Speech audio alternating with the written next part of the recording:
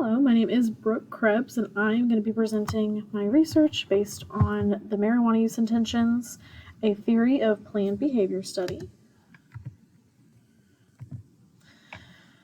A little bit about what marijuana is. Marijuana, also known as cannabis, is the dried portions of a hemp plant. These are going to be the flowers, leaves, stems, and seeds that can create a psychoactive effect. This is according to the National Institute on Drug Abuse as of 2022.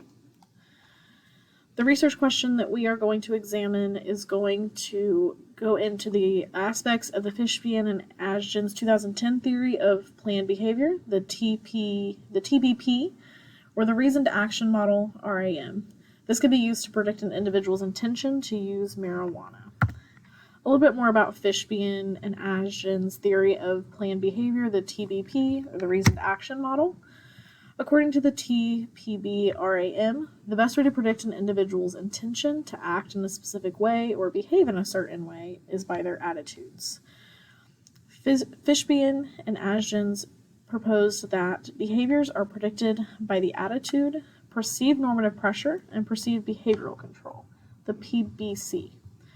The model on the left or the right-hand side is going to show the different aspects of that TPB, the attitudes and subject norms leading into behavioral intention and overall behavior as well. There are three components to the TPB, the RAM. These are going to be attitude, perceived normative pressure, further referred to as PNP, or the perceived behavioral control that will further be referred to as PBC. A little bit more about the attitude aspect of this. Attitude can be defined as someone's level of positive and negative feelings pertaining to engaging in a behavior. These are two components of attitude in relation to this model. Instrumental attitude can be used to measure how participants view the consequences of their behaviors, whereas experimental attitudes can measure the experience one may gain from the behavior. An example of this would be, while someone may know the consequences they would face from failing a drug test, they enjoy the experience of smoking marijuana. So this would be an example of the two different components of attitude all together into one. Another component of the TPB is the perceived normative pressure, or PNP. Perceived normative pressure is the concept of the level of social pressure to engage in a specific behavior. There again are two components of the PNP. The first component is going to be injunctive norms. This is the concept pertaining to if those around you would approve and or disapprove with engaging in said behavior. And then the second component is going to be descriptive norms. This is the concept regarding if others are also engaging in the same behavior. An example of this would be your peers are smoking marijuana. However, there are some peers that also disapprove of smoking marijuana.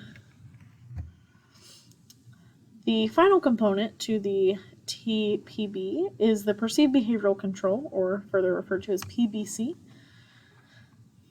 An individual's idea that they are both capable and possesses the control over behavior is the formal definition of perceived behavioral control. There are, again, two different components, or we're going to call those dimensions for the PBC. The first dimension is going to be capacity. This is the ability to perform a specific behavior. And then autonomy is going to be the control to perform a specific behavior. So those are the two dimensions or two components of the PBC portion of the theory of planned behavior model. There is a substantial amount of previous research that pertains to using the PPB or the RAM to speculate marijuana use intentions. So we're going to go over some of those. Research supporting this method to further dive into the marijuana use intentions.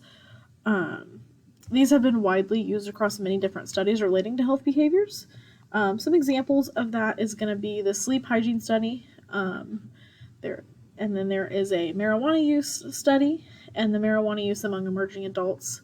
All of those authors included here. As we can see, the theory of planned behavior is seen to be used in many different studies. As far as the method in relation to the TPB model, particularly pertaining to this specific study in relation to marijuana use intentions. So for the participants, We had a ranging ethnicity of Caucasian to African Americans. 83% of the participants are identified in the study as Caucasian or non-Latino. We had 8% identify as African American, and then 8% identify as other. We did in total have 15 participants. 10 of them were female, which was about 83% of the study, and 2 of them were male, 17% of the study.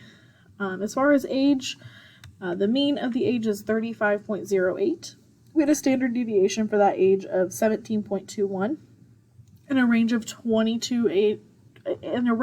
from 22 years old to 60 years old.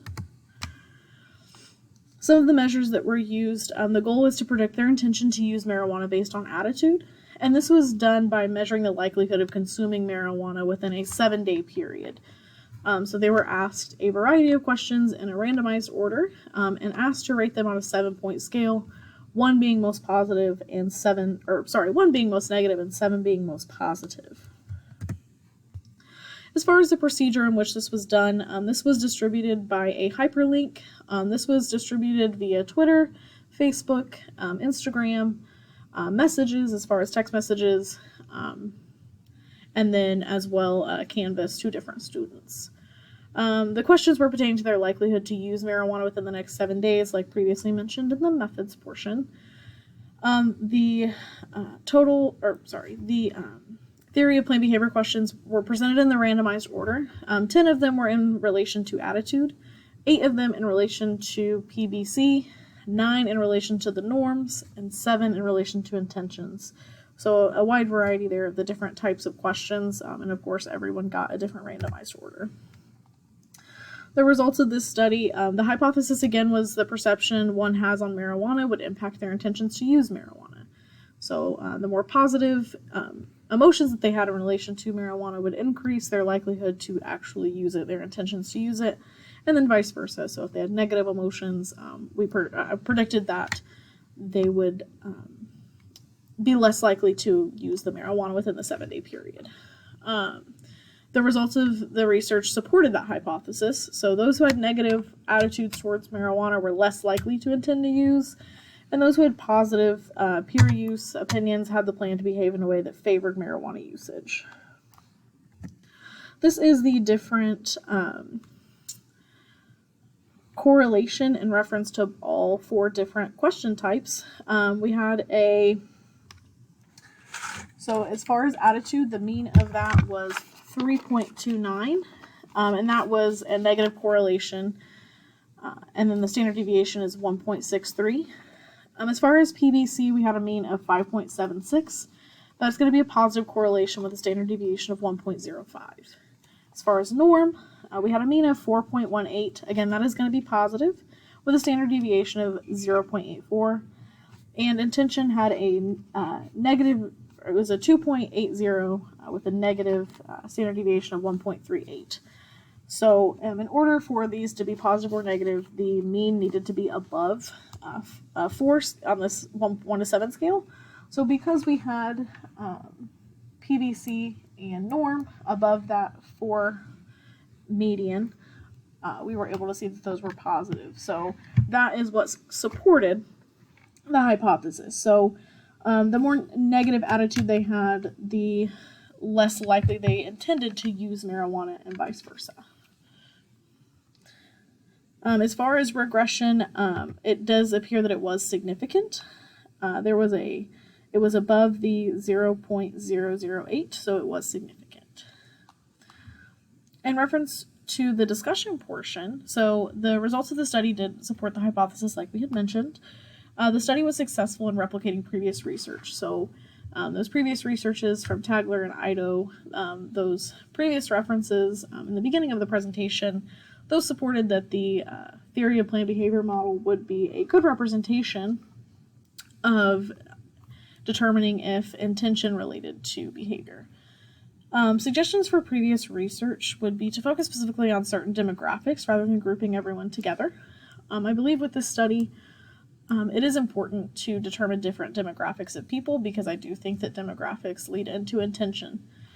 The limitations of this were that the sample size was fairly small. So this would not be representative of a larger mass of people. This is going to be a very small sample.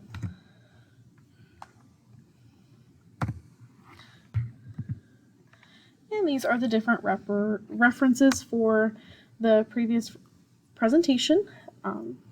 Thank you so much.